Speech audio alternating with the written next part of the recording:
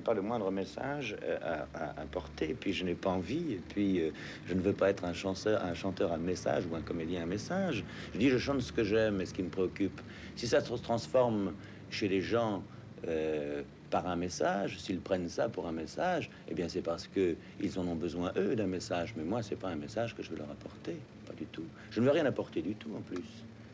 Je chante parce que j'aime chanter, et puis je joue la comédie parce que j'aime jouer la comédie. Ça plaît aux gens, ça les rend joyeux, c'est formidable. Ça ne plaît pas, eh ben faut changer de métier. La femme qui est dans mon lit n'a plus 20 ans depuis longtemps. Les yeux sérénés par les années, par les amours. Au jour le jour, la bouche usée par les baisers. Trop souvent, mais trop mal donné. Le teint de la femme, malgré le phare, plus pâle qu'une tache de lune. Noël Adam Reggiani, bonsoir.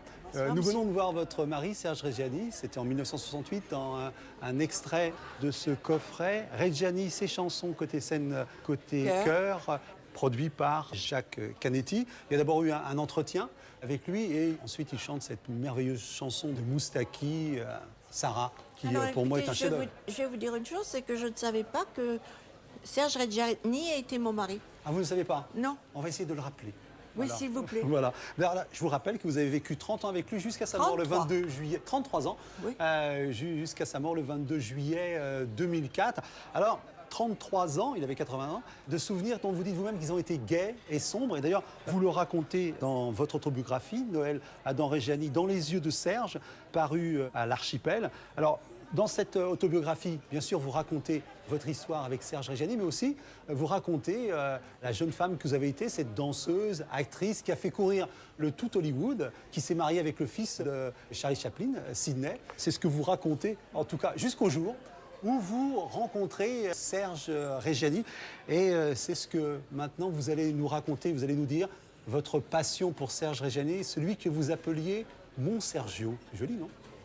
Oui, ça a toujours été Sergio. Et puis, Sergio, ça a été le coup de foudre. Il chantait, nous étions allés avec Sidney, donc, nous étions allés le voir à Bobino, et il chantait une chanson qui n'était pas tellement connue, qui s'appelait Dessin dans le ciel. Et Serge avait une chose merveilleuse, c'est que moi, ayant été ballerine, il avait une gestuelle. Il se servait de ses mains et j'ai été, mais vraiment, éblouie. Et là, ça a été un coup de foudre. Mais alors, c'est un coup de foudre, j'allais dire, en deux temps, parce que vous êtes aperçu que lui-même était tombé amoureux de vous peut-être 15 ans plus tôt. C'est-à-dire qu'il est tombé amoureux de moi quand j'ai créé le ballet de François Sagan, ce qui était le ballet des moins de 30 ans. C'est à ce moment-là. Et bon, moi, j'ai continué ma performance. J'ai fait mon ballet. Je l'ai fait partout dans le monde entier. Je suis partie 15 ans. Alors, on va revenir à Serge Reggiani et son histoire. Il faut rappeler que c'est un petit rital, hein, c'est-à-dire qu'il est né en Italie. Ben, il venait de Reggio Emilia pour fuir le fascisme. Et son père, il est arrivé avant lui. Et il est arrivé avec sa maman. Il avait 8 ans. Il faut dire que c'est une famille de coiffeurs. C'est important parce qu'il va être apprenti coiffeur lui-même. Il ne voulait pas. Oui. C'était les parents qui voulaient. Oui. Et oui, effectivement, ses parents étant coiffeurs, son père lui a dit « tu seras coiffeur ». Il a commencé donc, et il est arrivé un petit inconvénient. Et il n'était pas très doué, et il a fait tomber de l'eau savonneuse dans l'œil d'une dame à qui ça n'a pas plu du tout, et qui lui a dit « jeune homme, allez en face, on demande des comédiens, des artistes, et peut-être que là, vous aurez une chance. » Il est allé auditionner, et ensuite, il a fait le cours Simon. Et c'est dans le cours Simon qu'il a commencé à apprendre son métier. Petit à petit, il était demandé. Et il a fait le fameux casque d'or. Alors, Casque d'Or, il est mandat. Il est mandat. donc- Mandat. Mais vous savez qu'on ne voulait pas de lui parce que à cette époque, il y avait un très bel homme qui s'appelait Georges Marchal. Oui. Et Simone Signoret a dit « Je veux pas de ce garçon ». Avec sa voix, moi je veux Reggiani. Et si Serge a fait Casque d'Or, c'est grâce à Simone. Et alors, il a une réputation, c'est très curieux. D'abord, il a eu une réputation de salopard parce qu'il a joué quelques rôles comme ça, et une réputation de porte-poisse dont vous parlez. Oui, mais ça, écoutez, ça c'était quelqu'un de méchant qui a fait ça. Oui. Je ne dirai pas son nom parce que c'est quelqu'un qui a été très connu et qui n'est plus là. Personne n'a jamais su pourquoi. Parce qu'il y a quand même quelqu'un, vous dites quelqu'un de très connu, mais il y a un metteur en scène très connu qui s'appelle Godard qui a décrété que Reggiani était le plus mauvais acteur C'est français exact. des années 50. C'est exact. C'est quand même un étrange jugement de la part. Oui, mais ça ne m'étonne pas de Godard. Mais ce qu'il y a, c'est que quelques années après, il voulait Serge pour un film. Oui, Et Serge a dit non. quand même. Oui. Oui. Ouais. Alors, autre grand film, Les Portes de la Nuit, Carnet-Prévert. Mais bien sûr. Là aussi, là, il joue quand même aussi un rôle de salopard dans Les Portes de la Nuit. Il jouait les loupards. Oui. Mais il faut dire qu'il avait la gueule d'un loupard. La gouaille aussi. C'était la gouaille, c'était jusqu'à ce qu'il ait grandi. Parce que par la suite, il a joué ce genre de rôle jusqu'à l'âge de 20 ans, 25 ans. Ensuite, on a découvert qu'il y avait autre chose derrière cette gouaille. Alors, une chose très émouvante, c'est que, bon, on a dit, j'ai dit un rital, mais c'est pas péjoratif, c'est comme ça qu'on le disait. Depuis Cavana, on peut Mais bien le sûr. dire. Et il a été naturalisé seulement en 1948. Oui. Et ça a été quelque chose de très important pour lui. Il avait un Très. rapport à sa carte d'identité. Il n'entrait pas en scène s'il n'avait pas son passeport. Ouais. Jusqu'à la fin de sa vie, il a toujours considéré cette Il carte a comme été importante. enterré Enterré. avec son passeport. Son passeport et son costume de scène. Alors, comment est arrivée la chanson? Canetti avait rendez-vous avec Simone Signoret. Et comme Simone et Serge se connaissaient, Monsieur Oui, Canetti, Canetti, c'est un grand. Et il a dit, en voyant Serge, ça vous intéresserait pas, vous, de chanter? Et Serge a dit, mais moi, je chante pas. Moi, je suis comédien, je chante pas. Or, le lendemain, Monsieur Canetti a appelé Serge. Et ils sont vus. Et apparemment, comme on dirait dans la chanson, ils se sont plus. Absolument. Et ensuite, il y a eu Monsieur Canetti. Mais aussi, il y a eu Barbara. Bien sûr, très important. On découvre l'importance de Barbara dans sa formation et aussi la relation amoureuse entre Barbara et Reggiani, qui ne s'est pas bien terminée d'ailleurs. Non, mais vous voyez, ça, c'est une chose, il n'en parlait pas. Non? Je ne sais pas pourquoi. Il s'est passé quelque chose, mais même avec moi, il ne parlait pas de Barbara.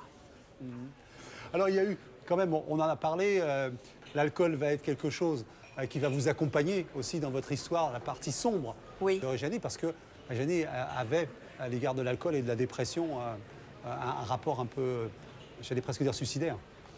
Ben, je vais vous dire, c'est que ça n'était pas le seul. Hein. Seulement, si c'est le boulanger du coin, on n'en parle pas. Mais à partir du moment où c'est un comédien, un chanteur, un comédien, là, Bien sûr. tout de suite, on le dit. Il est vrai que Serge m'a entraîné. Alors, est-ce que ça a été bien sûr par amour. Bon, maintenant, c'est une chose oubliée pour moi. C'est fini. Mais Serge a fait beaucoup de cures de désintoxication. Il n'y est pas arrivé. Mais je voudrais dire que, non pas pour éclairer peut-être, mais que Serge Reggiani a vécu des drames. La perte de son frère, très jeune, dont il s'est toujours accusé, et Il a bien sûr le toujours suicide pensé- de son fils. Oui, Stéphane. mais son frère, très jeune, il ne savait pas. Parce qu'il a cru que c'était sa faute, qu'il avait laissé une fenêtre ouverte et que le bébé, parce que c'était un bébé, avait eu une pneumonie. Pas du tout. Et il a essayé de chercher une excuse pour cet enfant disparu. Et ensuite, bien sûr, il y a eu Stéphane. Alors là, ça a été dramatique. Ça a été dramatique parce que ça s'est passé dans sa maison du Midi. Il avait une superbe maison à Mougins. Et alors, personne n'a vraiment su pourquoi. On a dit que c'est une histoire d'amour. On a dit justement que lui aussi avait un problème d'alcool. Personne ne sait. Alors, au début, on a parlé, j'ai prononcé le terme de mari. Un jour, vous êtes marié. Comment ça s'est passé, tout ça? Qui a décidé? Qui a demandé C'est lui, votre bien mariage? sûr. Ça a été un court mariage. Enfin, c'était mon compagnon depuis 32 ans. Et puis, depuis quelque temps, il me disait, si on se mariait, si on se mariait. Je dis, mais écoute, on est très bien comme ça. Ça fait 30 ans qu'on est ensemble. Et tous les jours, il revenait. Ah, si on se mariait, si on se mariait. Et j'étais lasse de ça. Et je lui ai dit, bon, bah, très bien. Et alors, il m'a dit, tu choisis la date. Alors, je ne savais pas quoi dire. J'ai dit, le jour du printemps. Et on a fait ça le jour du printemps. C'était votre sacre du printemps à vous. Ça a été, mais ça n'a duré qu'un an. Il est parti après. Oui. Alors, juste parce qu'elle est très, très émouvante, la cérémonie de ses obsèques, où quelqu'un va se mettre à chanter. Oui. Il y a une de ses filles, Maria, qui a chanté l'hymne national italien. Et tout le monde l'a suivi. M'excusez, je suis un peu intimidée. Et ça a été un moment incroyable. C'est-à-dire que le Rital était toujours là. En tout cas, merci beaucoup pour avoir fait revivre Serge Reggiani. Alors, je rappelle, on vous retrouve aussi de façon très tendre dans ce livre, Noël Adam Reggiani, Dans les yeux de Serge. C'est publié à l'Archipel. Et bien sûr, si on veut réécouter, réentendre et revoir Reggiani, ses chansons, côté scène, côté chœur, c'est produit par Jacques Canetti. Il y a à l'intérieur un hommage à Romy Schneider, mais surtout il y a Reggiani. En tout cas, moi, je vous remercie très fort. Je dis tout simplement, très personnellement, que Serge Reggiani était quelqu'un d'important, que ses premières chansons, premiers 33 tours, ont été mes premiers 33 tours. Merci beaucoup. C'est normal, vous êtes tout jeune. Oui, absolument.